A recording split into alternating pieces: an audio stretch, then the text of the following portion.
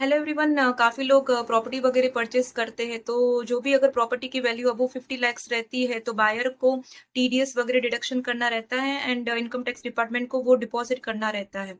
तो TDS deduction के लिए उनको 26 क्यूबी फॉर्म वगैरह फाइल करना रहता है। तो आज के वीडियो में हम डिस्कस करेंगे कि अगर कोई भी पर्सन है, कोई भी बायर है जिसने अपनी प्रॉपर्टी परचेस की है, जिसकी वैल्यू 50 लैक्स के अबव है, तो कैसे हम लोग 26 क्यूबी ऑनलाइन फाइल कर सकते हैं। तो चलो देखते हैं डिटेल में। सबसे पहले आपको इनकम टैक्स के पोर्टल पे लॉगिन करना है। वहां पे ई पे का टैक्स का ऑप्शन आएगा, तो यहाँ पे आपको न्यू पेमेंट सिलेक्ट करना है। तो जैसे ही आप न्यू पेमेंट सिलेक्ट करेंगे, तो यहाँ पे आपको सबसे पहले जो इंफॉर्मेशन आएगी वो है residence status of the seller की आएगी। जहाँ पे आपको मतलब जो भी आप बायर है, तो उसमें आपको मतलब बायर्स की इन्फॉर्मेशन ऑटो फैच होके आएगी, क्योंकि आप अपने ही पोर्टल से लॉगिन कर रहे हैं। तो आपका एड्रेस वगैरह सब कुछ ऑटो फैच हो जाएगा। अगर मोर देन वन बायर है तो आपको ये सिलेक्ट करना है। अगर मोर देन वन बायर नहीं है तो आपको नो सिलेक्ट करके आप कंटिन्यू कर सकते हैं। देन कंटिन्यू करने के बाद आपको यहाँ पे जो भी अपने सेलर है, सेलर की इन्फॉर्मेशन फिल करनी रहेगी, जैसे उसका पैन कार्ड वगैरह क्या है, और देन उसका एड्रेस वगैरह क्या है, उसका mobile number, email ID fill करनी रहेगी। एंड देन वहां पे भी सेलर अगर मोर देन वन रहेगा तो आपको यस सिलेक्ट करना है, वरना आप नो सिलेक्ट करके आगे प्रोसीड कर सकते हैं। देन आपको यहाँ पे जो मोस्ट इम्पोर्टेंट, जो बहुत लोग इसमें कंफ्यूजन होते हैं, वो है कि पेमेंट डिटेल्स में कि आपको यहाँ पे टाइप ऑफ प्रॉपर्टी सिलेक्ट करनी है, आपकी लैंड है या बिल्डिंग है।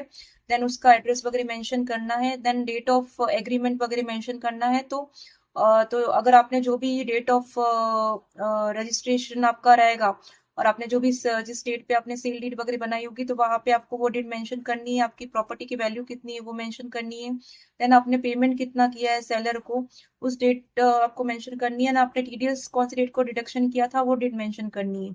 तो जनरली जो मतलब अंडर कंस्ट्रक्शन बिल्डिंग वगैरह रहती है या फ्लैट वगैरह रहते हैं, उसमें लमसम पेमेंट वगैरह नहीं करने में आता है, तो इंस्टॉलमेंट में पेमेंट करना रहता है। तो जो भी आपने लास्ट इंस्टॉलमेंट वगैरह पे किया होगा, उसकी डेट आपको वहाँ पे मेंशन करनी रहेगी। और अगर आपने रेडी पोजीशन लिया है घर, तो आप मतलब जो लमसम पेमेंट करके आप वहाँ पे वो डेट मेंशन कर सकते हैं, जिस दिन आपने मतलब एग्रीमेंट वगैरह किया होगा, जिस दिन आपने लास्ट पेमेंट किया होगा, और डेट ऑफ डिडक्शन आप वो मेंशन कर सकते हैं।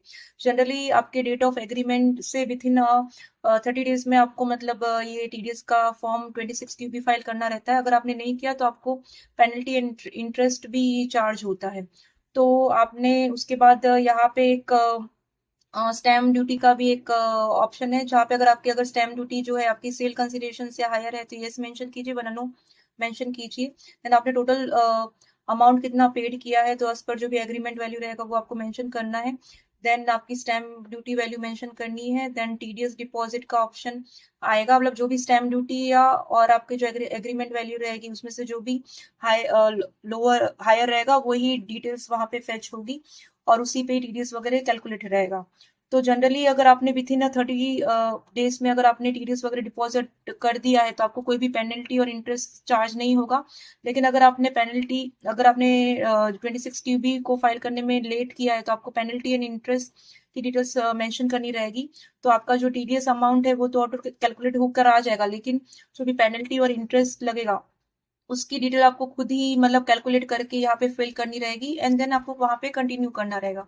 तो जैसे ही आप यहाँ पे कंटिन्यू करेंगे, तो आपको यहाँ पे पेमेंट का ऑप्शन आएगा, तो आप वहाँ पे पेमेंट करके आप अपना बैंक वगैरह जैसे भी आप पेमेंट करना चाहते हैं वो आप सिलेक्ट कीजिए। एंड सिलेक्ट करने के बाद आप उसको कंटिन्यू कीजिए। तो जैसे आप कंटिन्यू करते हैं, तो आप एक बार अपना फॉर्म जो है वो एक बार गो थ्रू कर दीजिए। एंड गो थ्रू करने के बाद आपका जो भी पेमेंट बन रहा है टीडीएस का, वो उसको आप पे कीजिए। तो जैसे ही आप अपना टीडीएस का जो पेमेंट वगैरह पे कर देंगे, तो आपको यहाँ पे 26 जो फॉर्म है वो आपको यहाँ पे जनरेट होकर आ जाएगा। पूरी उसकी मतलब जो रिसिप्ट वगैरह है वो आपको पूरी डाउनलोड करने का ऑप्शन आ जाएगा। आपको जब अगर चेक करना रहेगा, तो आप ई फाइल में जाकर चेक कर सकते हैं। वहां पे आप ई पे टैक्स में जाएंगे, तो यहाँ पे आपको मतलब दिखेगा पेमेंट हिस्ट्री में। पेमेंट हिस्ट्री में आप देख सकते हैं कि यहाँ पे आपका जो 26 क्यूबी है वो डाउनलोड हो गया है। यहाँ पे आप उसका रिसिप्ट और स्टेटमेंट दोनों डाउनलोड कर सकते हैं। तो अगर आपको भी 26 क्यूबी रिलेटेड कुछ भी क्वेरी रहेगी, अगर हमसे फाइल करवाना रहेगा, तो आप हमारे फर्म एनएस टैक्स कंसल्टेंसी को कॉन्टेक्ट कर सकते हैं। Thank you.